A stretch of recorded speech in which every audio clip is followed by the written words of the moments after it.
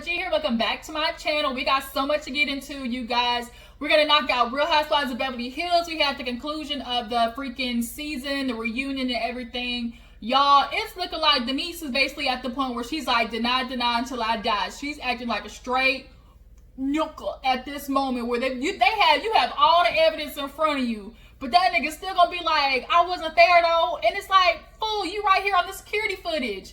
Man, I don't know. Maybe I got a secret twin out there somewhere. Like, Denise is not going to admit to it. And unfortunately, I think, Lisa Rinna, she's so focused on the truth, own it, that she's going to lose a friend over it. So, yeah, we're going to get into that, the review. And then you guys are going to knock out an episode of Daily Squeeze because so much shit is popping off. Cardi B, Offset, Super Scent, so much. Okay, so let's go ahead and knock out this review. So we can get to talking about all the juice in the next video, okay? Now, you know what to do. Go ahead and like this video if you haven't already. Subscribe to my channel. If you are new over here, your first time clicking on one of my videos, let me welcome you to Big What's Up. Okay, make sure you hit that subscribe button, okay? And make sure you get acquainted with the fam down in the comments. We like to be family over here. The Juice Box crew, we always spread love, support, hate, too much of that going around, okay? Make sure we keep everything loving, light, and positive on this channel, all right? So let's go ahead and knock out this review for Real Housewives of Beverly Hills with these bougie white bitches, them and they rosé. So we pick up basically where we left off, which was Denise and Lisa Rinna having a standoff.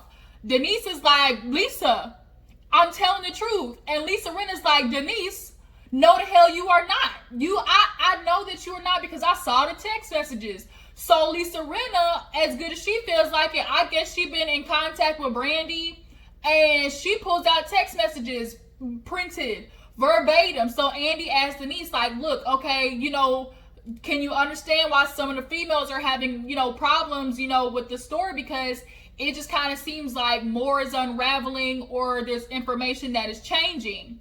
Denise kind of low-key swerves the question because she's like, I've told the girls, what it is, my truth, and they don't want to believe it. But Lisa Rinna, if you want to pull out the text messages, are you sure you want to go there? She's like, are you threatening me? She's like, I'm just saying. So Andy's like, look, you feel like Brandy doctored up these messages. So you're saying that she's like, I'm saying that Brandy's text message thread and my thread do not match.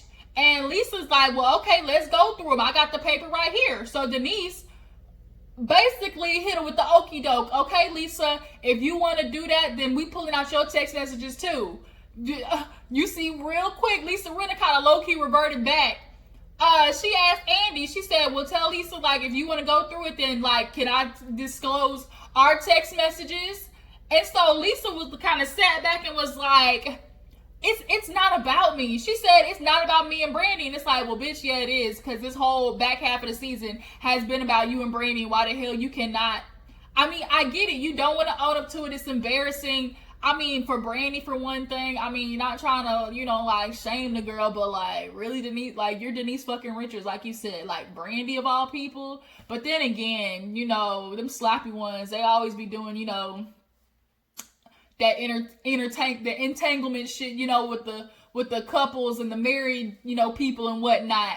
But yeah, so Lisa kind of low-key shut it down. She said, those are private.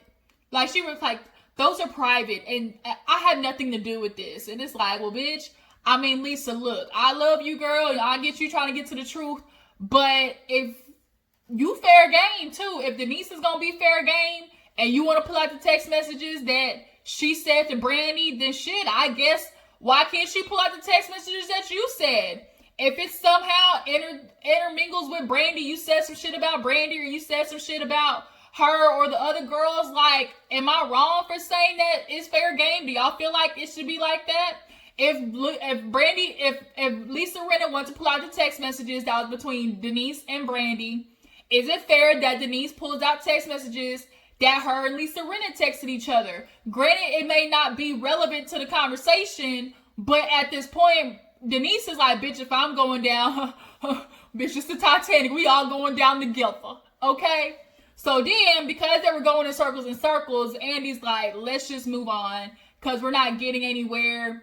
Denise at this point is like, I've told the girls everything. Lisa's like, everybody has been in the hot seat in this show.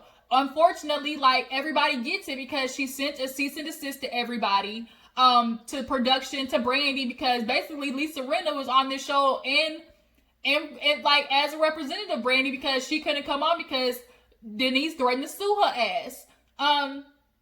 And Kyle's like, look, the only way to get over this is to just be honest. Like, nobody cares about the whole situation with Brandy. Like, nobody really does care. Everybody's just kind of annoyed that the way you're trying to cover it up is, like, by slinging mud at other people and then, like, kind of just, like, trying to play on people's intelligence, which would piss me off more than the story. Like, if you're a person that just lies to my face and then, like, tries to pull a whole bunch of shit into it, like, play on my intelligence, like, fuck that. I don't like that. And then especially if I'm looking at evidence in front of me, like, granted I'm your friend or not, like, you want me to blindly follow you and just ignore this blatant ass, true ass evidence in front of me? Like, that's kind of hard. But Kyle is like, but Denise tried to say, oh, a cease and desist means come up and tell the truth. Heifer, everybody knows a cease and desist means shut your mouth, be quiet, tape, zip, zilch, not supposed to come out. Everybody knows that means you need to shut your mouth. Everybody knows that's what a cease and desist means. So they end up moving on to Erica and her little segment. You know, she went to Broadway from the Shakers Club to Broadway. Super proud of Erica. One of my favorite housewives. She keeps it real. She's blunt. Yes, she can kind of come off coldish at times, but you really know once you get to know Erica, like, you know she a down ass bitch for whoever she ride for. So then they ended up, she's like, you know, I want the girls to see, are they going to be judgmental? Are they going to be supportive? And Lisa Rinna goes, oh, I would never imagine Amelia doing this. So Andy had to pull out the comments from everybody like, well, Lisa Rinna, like, you were kind of saying your daughters wouldn't do it, but aren't they really doing that right now? They're posing half naked on the internet for money. Like, how different is that really? And Lisa was like, you know what? Shit, it ain't really that different, is it? I'm like, no. They, just because you standing still versus somebody moving on stage, like, it really is the same goddamn thing. But, you know, like Erica said, like, they grew up with rich parents. Like, she didn't have that opportunity. She was poor as hell. So sometimes you gotta use what you got to get what you want. You know, Players Club style. You know, she did admit, though, she was propositioned a couple of times, but she never fell for that. You know, don't want to touch all them greasy old men. You know, they probably carry all types of old STIs and stuff. But they end up getting on how, you know, the ladies were there to support her, and it kind of seemed like Denise and Garcelle weren't really there because Teddy, like, kind of had some smoke for Garcelle a little bit because everybody, oh no, I think what it was they ended up talking about how Garcelle felt that every time Erica brought up, you know, doing Chicago, Lisa Rinna popped up. Like, oh, you know, I did it too 18 years ago. That was some shade. Garcelle, that was some shade. And you see in the flashback Dorit's face, like, oh, bitch, you went there. And so Garcelle, Andy asked Garcelle, like, what did you mean by that? She's like, I don't mean it like, you know, as a super hard dig. It was just an observation. It just seemed like every time Erica brought it up, like, you kept bringing it up, like, to almost as a reminder, and it became repetitive. So then Erica kind of settled in, was like, you know what, I really was thankful that Lisa Rinna was there. You know, having somebody who had the experience of Chicago, like, that's good for me. I can ask questions. And she was like, you know, I'm really appreciative. Like, everybody make sure they kept up with me, you know, supported, went to the show. It, you know, I grew with these ladies, so I loved it. And so Lisa tried to take a jab back at Garcelle, talking about, oh, you know, you know, I might have, oh, you felt like I was repetitive, but you know, the thing is, I got on the plane and I went to New York to go see Erica. Where were you? Garcelle said, oh no, bitch, we not finna play that game. You not going to say just because I didn't go to the freaking show, like, I wasn't supportive. And I absolutely agree with Garcelle.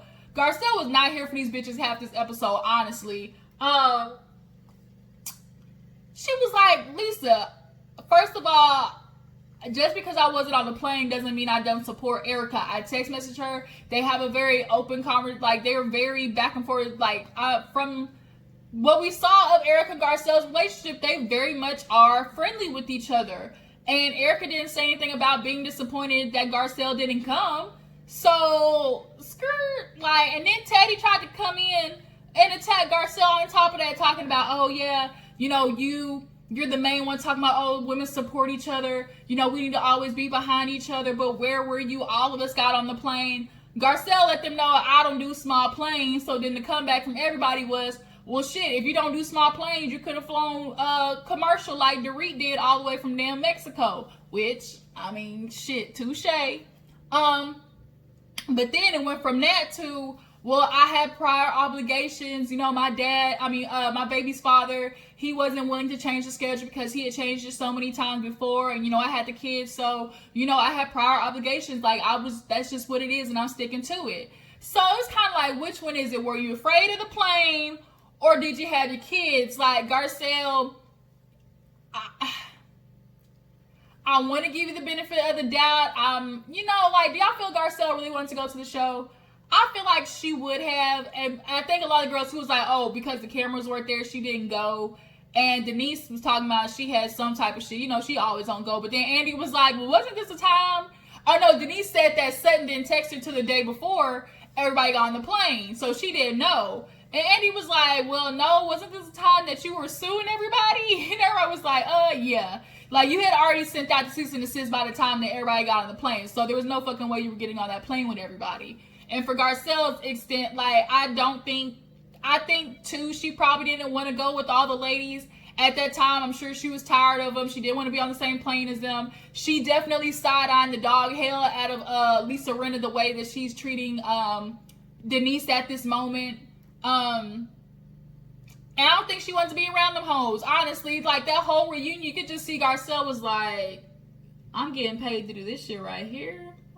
Well, all these little white bitches, like, damn, I'm sitting here fighting over the stupidest shit right now. So they move on from that to talking about everybody's fashion, how much they spent in Rome.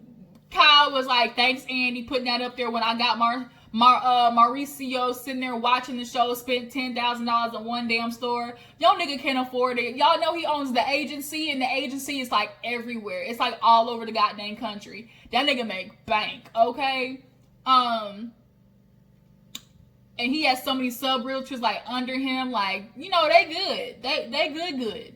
So that little $10,000 they will not miss. I need a nigga I need some money like that. Fuck having a nigga with money like that. Shit, I want money like that.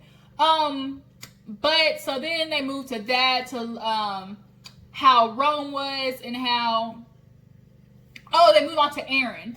So then obviously the conversation of, how the ladies felt about Aaron butting in with all the drama and how he spoke to some of them, and Denise not wanting him to be around the ladies. And they're kind of like, girl, first of all, did you see the way your husband acted with us? Through the flashbacks, he was combative. He was aggressive. He definitely was coming off condescending to them. And I think it's just because he definitely was trying to protect Denise. But as PK was trying to give you some goddamn advice, sometimes it's best to let your wife handle that shit on her own, buddy bud. So then specifically, the whole thing at Kyle's little family barbecue, when they were asking Denise, so like, you don't want your kids around us? And she started talking, and Aaron's like, what's the issue? Right, there is no issue. And Teddy was like, well, fuck, there ain't no issue. Like, what? So Erica was tired of it. She got up. She's like, I'm not here for this shit at the family barbecue. But then when Kyle tried to clarify, he was like, I hope you guys feel good waking up in the morning. That's what it's about. Are you glad you're the person that you are right now? And he was like really being an asshole. Like, I'm sorry, Denise, but your husband definitely was being an asshole. So then when they get up, everybody knows, oh, well, shit, if he's abrasive like that with us, is he like that with you? And then we see the flashback when he's talking about, don't talk to me like that. I'll effing crush your hand. And they asked Denise about it, and she was like, oh, he talking about he don't remember he said that. And all the other ladies, they were asked about, how they felt about that. Something was like, no tolerance. And Garcelle even admitted, like, I didn't notice at first, but after watching it back on Twitter, like, I was concerned. Do y'all think Aaron possibly has a mean streak somewhere down in there? I do hear some of them holistic niggas, they be having a dark side, which is why they try to go, the whole spiritual route and, try to, focus that energy somewhere else. But Aaron definitely looks like he might possibly have a little Gemini evil twin in there somewhere, and it kind of peeked his head out right there at that moment. So then we move on to when he gets confronted by the ladies at Sutton's event, and Erica took her moment, her time, because she knew, great, Denise is at the bathroom, let me hurry up and try to talk to him. And she confronted him with no problem. Like, oh, you said we were bad people, that we need to look in the mirror, and that we weren't happy with ourselves. And Aaron was like, I didn't say y'all were bad people. She's like, well, basically you did. And then Teddy was looking at him like, you were very condescending to us. You know, you felt like, what did Teddy say?